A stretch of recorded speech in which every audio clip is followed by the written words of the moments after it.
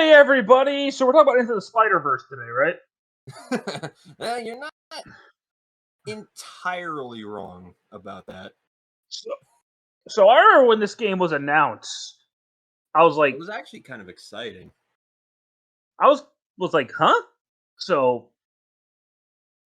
Spider-Man Shattered Dimensions was the first time this has happened, to my knowledge, and now it's constant. But this is the first time I can recall where they. If you want to be really picky, the '90s animated series did it first, but those were mostly made-up Spider-Man. Yeah. So I remember when this game came out. The first two they announced were because there are 4 Spider-Men in this game. They first announced normal Spider-Man, which they call Amazing in this game because, of course, they do. Spider-Man Noir, which was cool. 2099. I remember everyone was like, "What's the third? What's the last one going to be?" Because nobody thought it was going to be Ultimate. Because what would be different from him to base Spider-Man, right? What would be different? And in case you're wondering, what are we talking about? This game came out 2 years before Miles was officially introduced. Yeah, exactly. This was back when Ultimate Peter was still around. So when they announced it was Ultimate, I was like, why? But then they were like, no, but he's in the next suit. I was like, oh, okay. Yeah. I always thought that was weird, but okay. I mean, who else were they going to use? Yeah, well, now they'd have like 400 different people to pick from. They should have done a Toku Spider-Man and had like Marveler be one of his special attacks or something. You know, it's funny. He did show up in this first Spider-Verse story. In the comics. Oh, did he actually? Yeah, I think it was Ham and Superior Spider-Man were fighting Morlun or something, and then Leopardon kicked him in the face. It was hilarious. And Spider-Man was like, "Is that a robot?"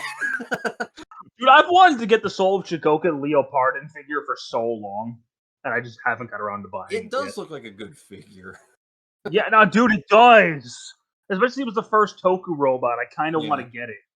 So I know that we're making a lot of jokes about Spider-Verse and everything, but there's a good reason for that.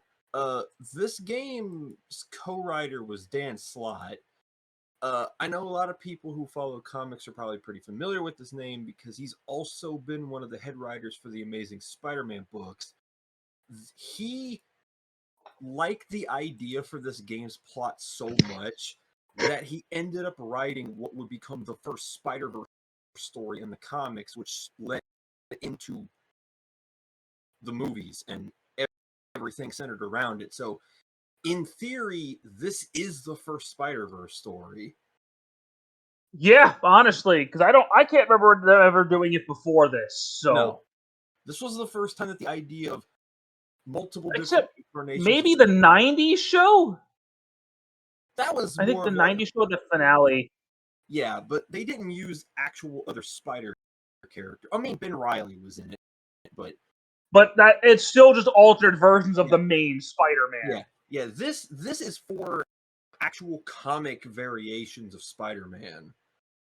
So, in terms of game structure, this is actually going back a little bit because this is a level-based game, which I think was a good idea. I don't think open world would have worked for this game too well. Not even a little. But the way the game's structured is almost like a Mega Man game. Yeah, it is. Now that you word it, I never thought about it that way. Because you have a set of 4 levels all centered around a boss, and then you beat them, and you unlock the next set, and then the next set, and then the final boss. So what happens is Mysterio steals this like tablet of order and chaos, and Peter's like, "Nuh-uh-uh," and breaks it, and now they're through all these other dimensions, and you gotta go find it. That's basically the plot, in a nutshell. Yeah. Madam Web. Something I want to point out. Something I want to point out is all these Spider-Men in this game are voiced by previous Spider-Man actors, which I thought was a good idea. I don't know that I agree with some of the casting. Yeah. So, for example, Just The guy who voiced him in Spider-Man's Amazing Friends voices Miguel O'Hara. Dan What? Gilvezan. Yeah. Just what? Yeah, I know. I don't agree. I think because to cover the cast real quick, Neil Patrick Harris voices 616 Spider-Man, who voiced him in the new animated series, which was an MTV show. If you've never seen it, I don't blame you. It was supposed to tie into the movies, and I don't like it. It was supposed to be a sequel to the first Raimi movie, and it has its moments where it's really, really good, but it's a little bit too weird for its own good in hindsight. But Neil Patrick Harris, I think, is a good Spider-Man. Christopher Daniel Barnes of 90s series fame. I don't think I would have cast Neil Patrick Harris in this game, but I mean, to be honest, there really weren't any other options. Christopher Daniel Barnes of 90s animated series fame is Noir, who is... I think he fits Noir pretty well, actually. And it's even weirder because this interpretation of Spider-Man Noir is a lot lighter than the actual Spider-Man Noir comics. And then Josh Keaton from Spectacular Spider-Man does Ultimate. Which is perfect. I personally would have put Rino Romano from Ultimate as Miguel O'Hara. From Unlimited? Yeah. Yes, and the PS1 games, yes. I think he would have fit better as Miguel, for sure. And I honestly would have put Josh Keaton as Amazing and got the kid who did him in the Ultimate Spider-Man game to reprise his role as Ultimate Spider-Man. Cool way to maybe tie into the fact that that's the same Ultimate Spider-Man from the game. That'd be kind of cool. Yeah. Yeah, see, that's what I would have done, because maybe I'm just a dick, but I don't like Neil Patrick Harris as Spider-Man. I never have. I like him enough, but I can understand why you wouldn't be down with it, because it is a bit weird hearing him be Spider-Man. But his voice just has a natural smugness to it that I think fits. Yeah, but Christopher Daniel, like the other one, the one I don't like the most is 2099, because that does not sound like Miguel O'Hara. It just doesn't. For all of you, Miguel O'Hara is part Mexican, part Irish, and that voice does not fit either. No, it doesn't. So I don't. No. Whatever. But so back to the gameplay structure. And I hate Mysterio's voice. I think it's annoying. But like, especially the final boss fight. Oh my god. Yeah. We'll get to that in a minute. But so the way it works, the way it works is there's 3 segments, and each segment is broken down into 4 levels. Amazing's first level is against Kraven the Hunter. Noir's, I believe, is Hammerhead, who was exclusive for this game. But it makes sense, given how Hammerhead is a modern-day mobster, and Noir takes place during the 1930s, during the Great Depression in New York, where the mafia was a real thing. So he fits perfectly in there.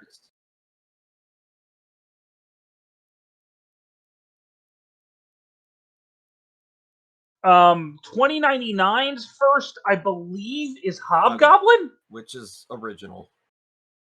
Oh, really? Yeah. I don't know much of 2099's comics. So. Just to spoil you, the only one of Miguel's enemies in this game that are from the comics is Scorpion, but he wasn't even in his original run of comics. He was from this story from the... made all of... Well, Ock was, but... Scorpion 2099 was from this story. I think it was called Time Stream, which happened like in the early 2000s. And it was the first time Pete and Miguel ever crossed over together in the comics. So that's pretty cool, actually. Yeah, but Hobgoblin and Ock 2099 are completely original. What was I going to say? And I think Ultimate's first boss is... It's not Electro, is it? I think it is. It is Electro. It is Electro. Yes, it is Electro. So you beat all them, get a new cutscene. Next set of villains for Peter for Amazing, it's Sandman. Yeah. For Noir, it's the Vulture, who I actually think killed Uncle Ben in this version. In the Noir books, yes, because how the villains in the original Noir story is, Osborn is a circus. He's a member of a circus freak show, and he's called the Goblin because he's got like a skin disease that makes him look scaly. And he's also a mob boss, and one of his biggest assassins is the Vulture, who is a carnivore. Oh, he's a cannibal. Okay. He's a cannibal, yeah. So, because Uncle Ben was tied in, because he was having to do stuff to keep himself afloat by working with the mafia, he didn't pay him back. Vulture ate him alive. Oh my god! On panel. There is a panel of him getting eaten alive. So the Noir books are R-rated. All right, cool. If you've never read the original Spider-Man Noir books, dude, none of the adaptations of Noir in the movies or video games have come close to replicating how dark they are. I kind of want a new R-rated movie. I think it'd be badass. I would love it if they gave us a comic-accurate Spider-Man Noir movie. So 2099's second boss is, I think, Scorpion. It is. And then Ultimates is Deadpool for some reason? Why? I mean, why? It's funny, but Ultimate Deadpool isn't comedic like the regular Deadpool is. Oh, so he just acts like normal Deadpool. Yeah, but he's wearing the Ultimate Deadpool. Ultimate Deadpool, to my knowledge, is very serious. Which is weird for Deadpool, but okay. Sure. Yeah. Anyway. So you beat that. The way to have Nolan North be funny again. You beat that set of villains. Then the third set, why the fuck is Amazing's fucking Juggernaut? I don't know, variety's sake. But why? He's an X-Men villain. I mean, I know he's fought Spider-Man before, but everybody's fought Juggernaut at least once. Venom's fought Juggernaut before. I don't know why. I wanted to pick Juggernaut personally. Like maybe instead of Juggernaut, use Kingpin or something. I think the bigger obstacle here was Silver Sable. But Silver Sable in this game? Silver Sable was chasing Juggernaut and down also. Oh, that's right. But I would have put someone like Kingpin or you can't have Green Goblin because spoiler, Noir's boss is Green Goblin. Yep. Yeah. Maybe Venom? I think Fisk would have worked better. Oh yeah, because you have the black suit in here, so. Yeah. So Noir has Goblin, 29 has Doc Ock. Was Doc Ock in 29's comics? No, she's original. Okay. And then Ultimates is Carnage, and Jesus Christ. Yeah. That level's messed up. Yeah, that's comic accurate Ultimate Carnage for you. Yeah, that's a messed up level for sure. Yeah, Ultimate Carnage is a horror movie monster. Just putting it very lightly. So then you beat all them, and then all four Spider-Men beat up Mysterio.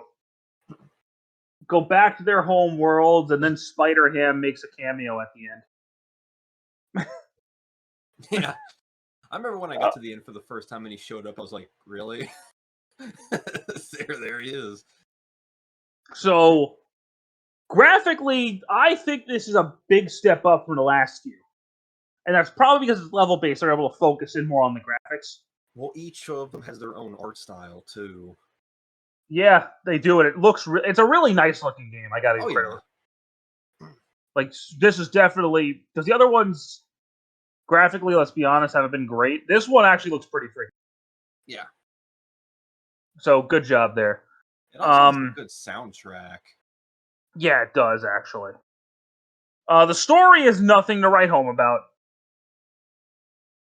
It's cool when the Spider-Men do interact with each other, but it doesn't happen that often. Sadly.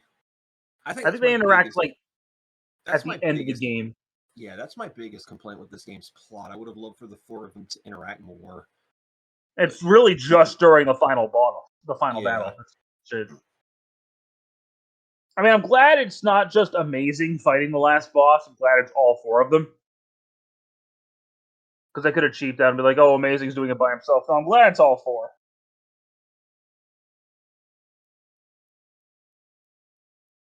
But now let's talk about the gameplay. Each Spider-Man does actually play different. Very.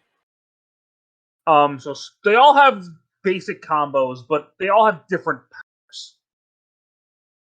So Amazing's got like web combos, like he can make web hands and this, that,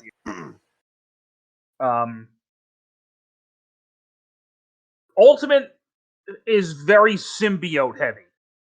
Kind of like think the black suit from Web of Shadows. Yeah. He's got all these tentacle-based attacks. And a rage. Noir, we'll talk about Noir last. He's almost entirely different. Yeah. 2099, I think he has like a clone attack he can summon, and he has free fall sections. He has a slowdown mechanic. Yeah, it's and he's got free falling sections, kind of like Arkham City's gliding section. You can just drop down. Yeah. Noir is basically Arkham Asylum's gargoyle sections. Yeah, almost. It's very clear that the Noir sections were based off of Arkham Asylum. I don't think they function as well, if I'm honest. They don't. But like, not even. But in the defense of them, they kind of designed the stealth section of this game to be more puzzle-like than in Arkham. Yeah, no, it's basically improvise and have fun with it. You know, these are these aren't bad. Don't misunderstand what I'm saying. And they do function pretty well for what they are. Yeah. And like, there's a lot of shadow mechanics you got to use. And he's right; it's more of a puzzle than anything, because in Batman you can be a little more free about it and hope you don't get shot and killed. But his levels, I think, are the most mechanically interesting because of how different they are. Yeah, he doesn't get into very many fights. No, compared to the other 3.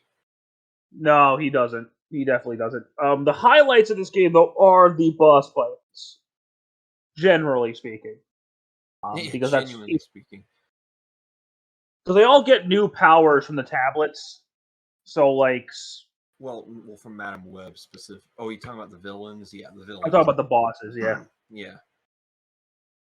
Because they actually make a mention in the story that the reason that Josh Keaton's Spider-Man, or Ultimate, isn't going nuts from the black suit is because Madam Web has tamed it. Yeah, she actually gave every Spider-Man a new ability to kind of make them all play similar. Like, yeah, the black suit, he can control it. Noir's the webbing is able to be streamlined to shoot webbing, because in the Ultimate books, technology wasn't advanced enough for him to be able to make web lines that work the way that the other Spider-Man do, so he basically only shot like globs. He could never web swing, so he parkoured everywhere. Really? And Miguel doesn't have a spider sense. I never knew that. Yeah, he's the only Spider-Man who doesn't have a spider sense, so she gave him What one. What are the differences between Ultimate and regular spiders, if any? Ultimate Peter and 616 Peter, they're the same. So that's why they gave him the black suit. That's why they gave him the black suit, yeah. All right. But it's very this is almost a spiritual successor to the old Spider-Man games, because even Stan Lee's narrating. Yes, he is. And mechanically, this is a step up from those games, for sure. Yeah. However, the story is not as fun as the first one, I don't think. I don't think Shattered Dimensions' story is as fun as the first PS1 game. Nah. I mean, it's fun if you were familiar with these characters like I was when this game came out. I mean, I don't think it's bad or anything, but it's just, I don't think they did enough with the crossover element. Oh, no, they didn't. Because it's just like, okay, well, each Spider-Man has a level. Yay. And then they work together for the final boss, and they only interact for that final boss. And I guess Mysterio as the big bad guy is fine. I guess. I mean, this kind of plot fits him. I mean, it does. I mean, he's not my favorite Spider-Man villain, but who else were you going to use for this, really, except maybe the Spot? No. No.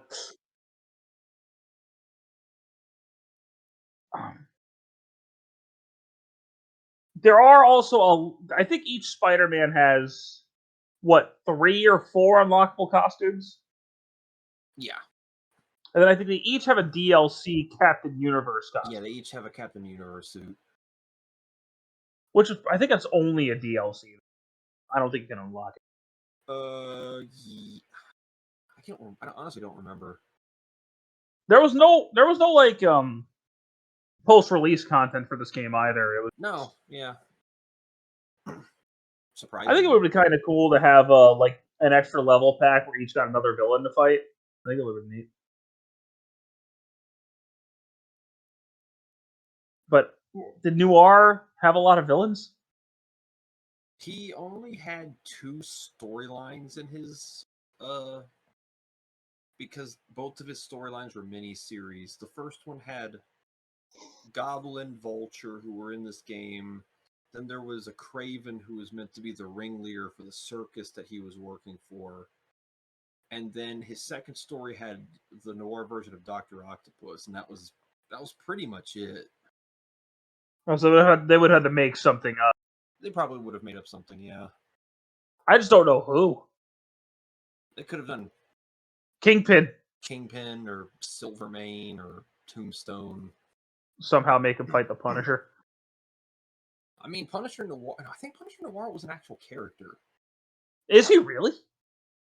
I know that Daredevil had a Noir. I know Iron Man had a Noir. I know Wolverine had a Noir. I know Cage had one. I want to say Punisher had a Noir, but I'm not sure. And then there goes the dog. Has to interrupt every time. I personally think, in a lot of ways, this is a step up from the last couple games. The problem is this game didn't really go anywhere. It has a sort of sequel, but not really. Yeah, Edge of Time was meant to be a sequel, but yeah. Like, this game didn't really go anywhere. It was almost like nobody really talks about it anymore. Which is bizarre because of what it ended up spawning. Yeah, it spawned into the Spider-Verse. It spawned Spider-Geddon. Yeah, the first Spider-Verse story, Spider-Geddon, the Spider-Verse movies, all that spawned from this. So it should get more recognition than it does. But nobody ever talks about this game. It wasn't even like, it didn't set the world on fire when it came out either. It was just, it was well received. No, it was well received quickly, but did it sell well? Let me see if I can find. Because there was another comic show adaptation game that same year that took the world a lot more by storm. That was Transformers War for Cybertron. Because those came out. How much I love that game. I would say that game I remember people talking about for a long time, and this one just kind of came and went. Yeah, which weird. Spider-Man's a more popular character than the Transformers. Yeah, it's not even close. No, exactly. So I don't know. I'm just glad Spider-Man games are getting respect now. But we'll get there eventually.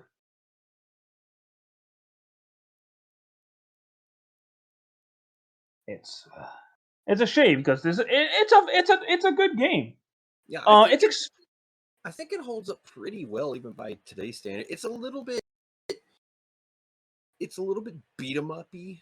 It does get a little bit repetitive at times. It does, actually, especially toward the end. It starts draining you.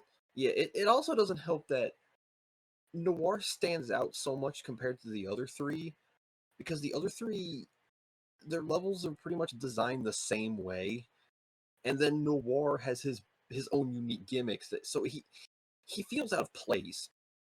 Yeah, because it's like you play the other three, which are just action beat 'em up level. Then Noir is like, "Hi, I'm Spider-Man Arkham City." So I mean, but once you beat the game the first time, there is this thing called what was it called? The Web of Destiny, which was basically like a mission mode thing, where it's like beat this in a certain amount of time, or find this, or do that. Like it's there to add replay value, but I don't really think replaying this game is that fun, because it's one of those, once you play through it the first time, you've kind of seen all it has to offer. A big problem with this game too. This came out right after Arkham Asylum, like the year after.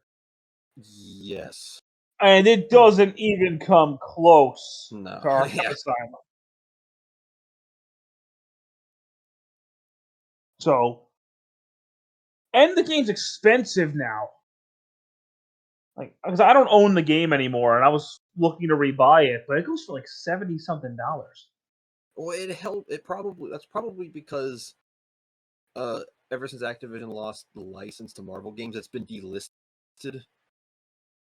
So you can't buy the game online over like the Xbox or PlayStation shops or on Steam or anything like that anymore. So the only way you can get it is physical disc and on the secondary market. Yep. So yeah. Good luck. And this is one of the better games that Activision made with the Marvel license in their later years. So it really is, because I don't think the next 3 games even. I mean, I'll defend the first Amazing Spider-Man movie game. I don't think it's as good as this, but it is a decent game on its own.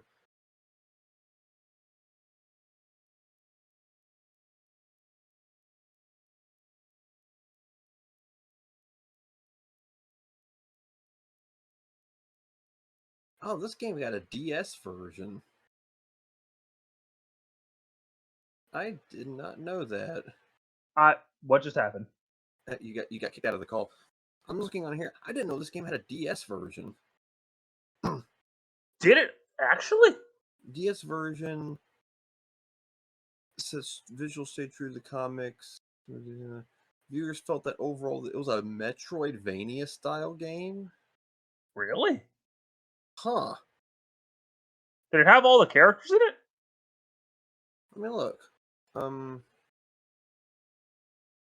actually curious about this now. I did not know this had a DS version. Huh. Let me look. DS. Load, darn you. Oh, it's missing Ultimate. Really? It's just Amazing 2099 Noir. That's weird. I didn't even know this existed. And I think the Wii version is the same as the console version.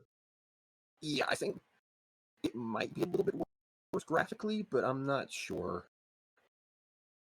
I mean, it would have to be because it's the Wii. Yeah, I don't know how much worse, but I think gameplay-wise, it's basically the same. I think I think it's the same. That much I do know is that it is the same game. I just don't know how much worse it looks. Gotcha. What else? I don't know what else I gotta say about this one. I mean, I think the story behind what the game ended up meaning is a little bit more interesting than the game itself. Because it led to so much. Oh, yeah. But I mean, if you've never played it, I think this would be one of the ones I'd recommend you to go revisit if you've never played any of these pre-Insomniac games. Dude, I was gonna say, if you're playing a Spider-Man game now... Well, I mean, if you're curious about revisiting some of the older games... This is hard to find, though. It is hard to find, but if you can get your hands on it, this is one of the ones I'd recommend. I think this is the best post-Web of Shadows game that we have, in my opinion. Yeah, post-Web of Shadows, pre-Insomniac, yes. I think so, because I'm not the biggest fan of the next 3 games. Yeah, I mean, like I said, I'll defend the first Amazing Spider-Man movie game, but I don't think it's as good as Shattered Dimensions. I don't think the second game's really good at all. I hope. Oh, you didn't make it to this burning building in 2 seconds? Well, guess what? Here's the Illuminati. But next up, we'll talk about a game that half the world doesn't even remember existed. So next time, we'll be talking about. One I haven't played. Next time, we'll be talking about Spider-Man: Edge of Time. So, look forward to that. Yay! Until then, take it easy.